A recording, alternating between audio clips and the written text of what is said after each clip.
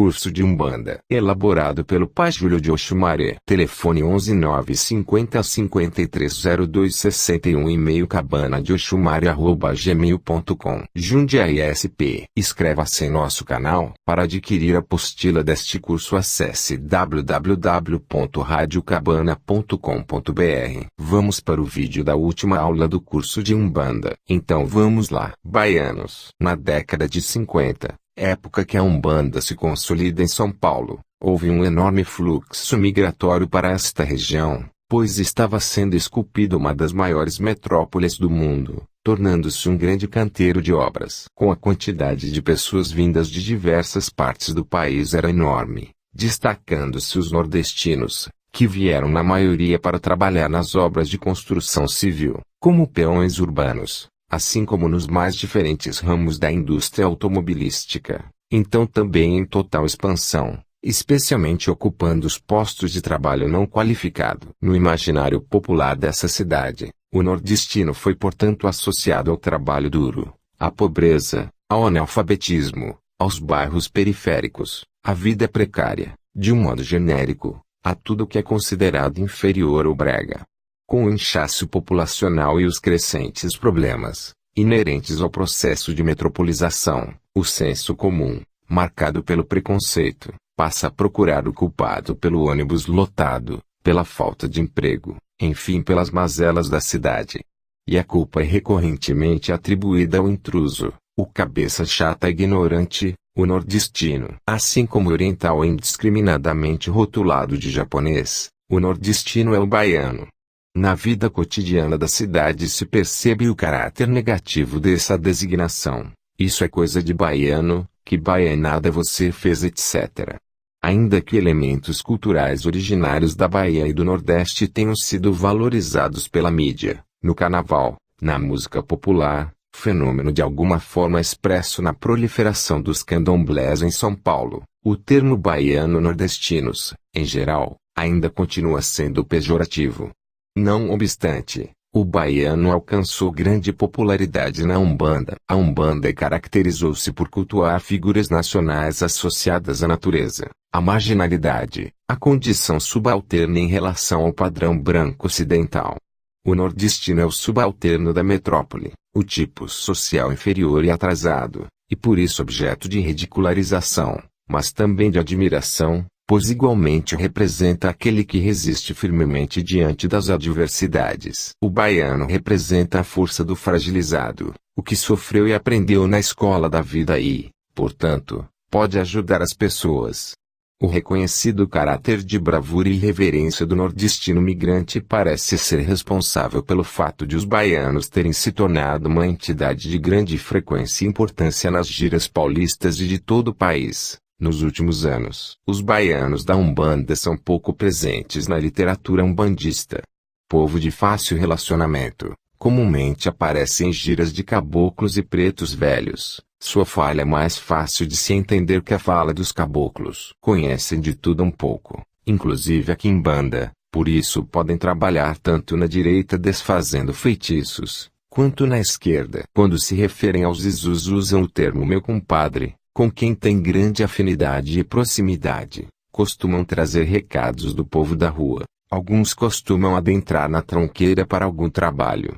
Enfrentam os invasores, quiumbas, obsessores, de frente, chamando para si toda a carga com falas do gênero venha me enfrentar, vamos ver se tu pode comigo. Buscam sempre o encaminhamento e doutrinação, mas quando o zombeteiro não aceita e insiste em perturbar algum médium ou consulente, então o baiano se encarrega de amarrá-lo para que não mais perturbe ou até o dia que tenha se redimido e queira realmente ser ajudado. Costumam dizer que se estão ali trabalhando é porque não foram santos em seu tempo na terra, e também estão ali para passarem um pouco do que sabem e principalmente aprenderem com o povo da terra. São amigos e gostam de conversar e contar causos, mas também sabem dar broncas quando veem alguma coisa errada. Nas giras eles se apresentam com forte traço regionalista, principalmente em seu modo de falar cantado, diferente. Eles são do tipo que não levam desaforo para casa, possuem uma capacidade de ouvir e aconselhar, conversando bastante, falando baixo e mansamente, São carinhosos e passam segurança ao consulente que tem fé. Os baianos na Umbanda são doutrinados, se assim podemos dizer, apresentando um comportamento comedido, não xingam, nem provocam ninguém. Os trabalhos com a corrente dos baianos trazem muita paz, passando perseverança, para vencermos as dificuldades de nossa jornada terrena. A entidade pode vir na linha de baianos e não ser necessariamente da Bahia.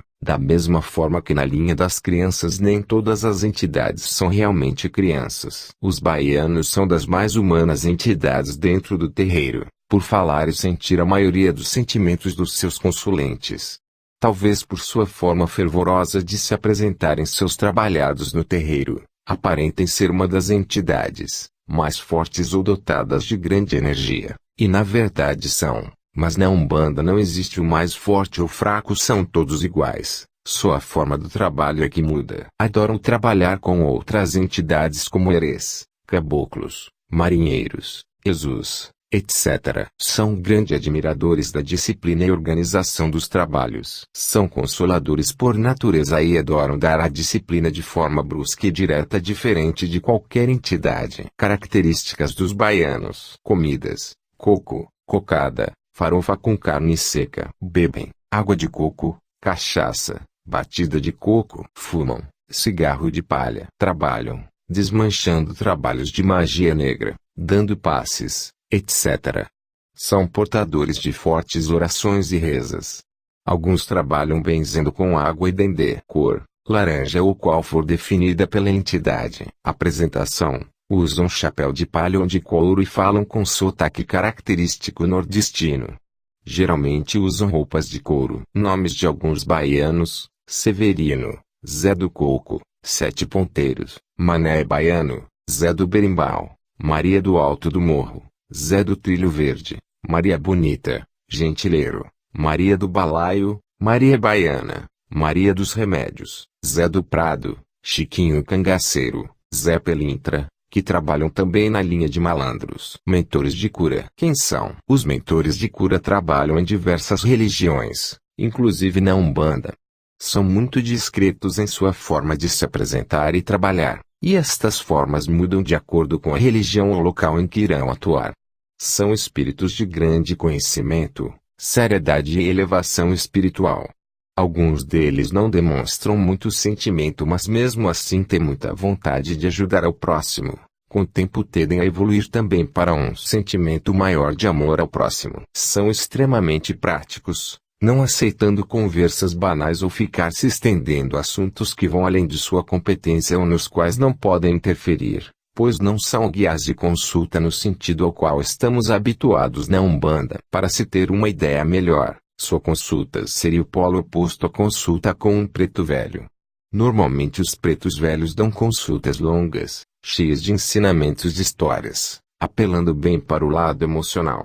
Já os mentores de cura se dirigem ao raciocínio, buscam fazer o encarnado compreender bem as causas de suas enfermidades e a necessidade de mudança nessas causas, bem como a necessidade de seguirem à risca os tratamentos indicados. Quando precisam passar algum ensinamento, fazem frases curtas e cheias de significado, daquelas que dão margem a longas meditações. São espíritos que, quando encarnados, foram médicos, enfermeiros, boticários, orientais, que exercem sua própria medicina desde bem antes das civilizações ocidentais, religiosos, monges, freis, padres, freiras, etc., ou exerceram qualquer outra atividade ligada à cura das enfermidades dos seres humanos, seja por métodos físicos, científicos ou espirituais. Métodos de trabalho. Cada guia tem sua forma de restituir a saúde aos encarnados. Normalmente se utilizam de meios dos quais já se utilizavam quando encarnados, mas de forma muito mais eficiente, pois após chegarem ao plano espiritual puderam aprimorar tais conhecimentos. Além disso, esses espíritos aprenderam a desenvolver a visão espiritual, através da qual podem fazer uma melhor anamnese, diagnóstico, dos males do corpo e da alma. Aliados aos seus próprios métodos individuais, eles se utilizam de tratamentos feitos pelas equipes espirituais ou ministrados pelos encarnados com auxílio do plano espiritual. Alguns deles são Cirurgia espiritual é realizada pelo mentor de cura incorporado ao médium e envolve a manipulação do corpo físico através das mãos do médium, podendo ou não haver a utilização de meios cirúrgicos elementares, cortes, punções, raspagens, etc. O maior representante deste método de trabalho no Brasil é o espírito do Dr. Fritz, mas este método é utilizado em diversas culturas e religiões. Cirurgia perispiritual é realizada diretamente no perispírito do paciente, com ou sem a colaboração de um médium presente. Costuma ser realizada por uma equipe espiritual designada especificamente para cada caso e ser feita em dia e horário pré-determinados. Visita espiritual é realizada por uma equipe espiritual, que visita o paciente no local onde ele estiver repousando, também com dia e hora pré-determinados. Na visita, darão passes, farão orações, etc. Cromoterapia é indicada pelos mentores de cura e aplicada por médiuns que conheçam o método de aplicação. Atua no corpo físico e no duplo etérico. Muito utilizado para males de origem emocional. Fluidoterapia é indicada pelos mentores de cura e aplicada por médiuns que conheçam o método de aplicação. Atua no corpo físico e no perispírito. Reiki é indicada pelos mentores de cura e aplicada por médiuns que conheçam o método de aplicação. Atua no corpo físico e no duplo etérico. Muito utilizada para males de origem emocional ou psíquica e para realinhamento de chakras. Homeopatia, indicada e receitada pelos mentores espirituais.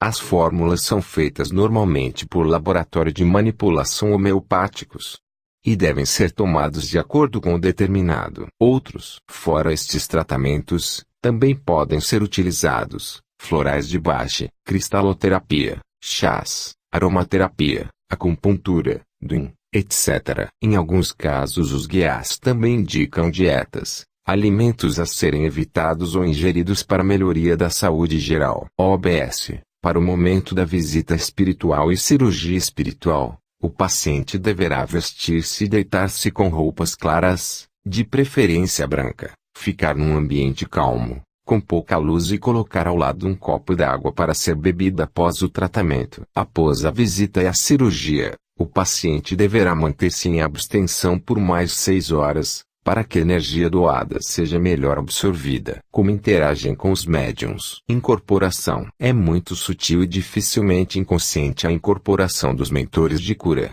Muitas vezes atuam apenas na fala e só assumem o controle motor quando necessário. Intuição. Alguns mentores trabalham com seus médiuns apenas pela via intuitiva, indicando as providências a tomar e tratamentos.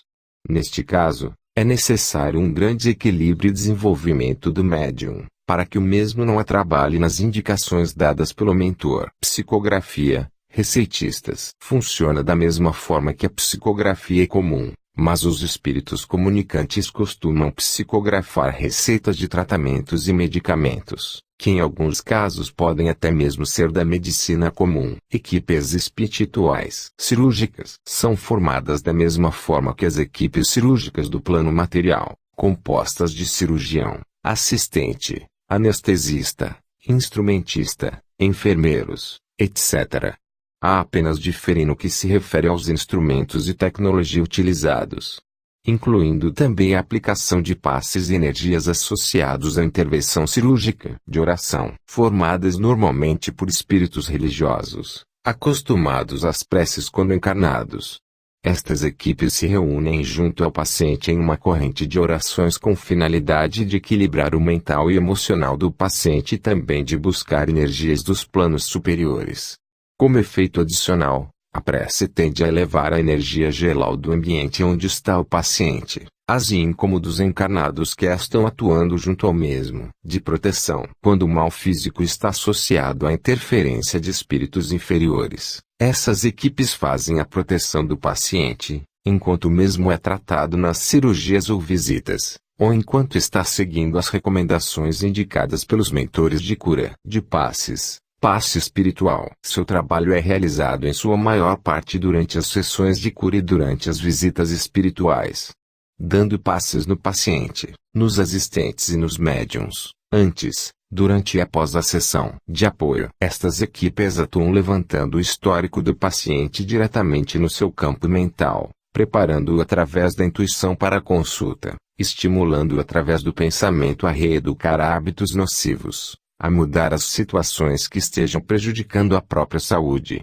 inspirando-os força de vontade para continuar os tratamentos e seguir as recomendações e dietas. O que curam e o que não curam. Males físicos. A maior parte dos males físicos de que os encarnados sofrem, são causados pelos maus hábitos, vícios e má alimentação. Os mentores nestes casos se utilizam das diversas terapias para a cura, mas principalmente esclarecem ao encarnado quanto à origem de tais males, sugerindo dietas, o abandono ou diminuição dos vícios e mudança de hábitos. Nestes casos, a cura definitiva só pode ser obtida com a plena conscientização do paciente, com a sua força de vontade e compromisso na obtenção do equilíbrio orgânico. Males mentais. Parte dos males mentais, depressão, angústia, apatia, são causados por obsessores, mas a maior parte deles tem por origem a própria atitude mental do paciente.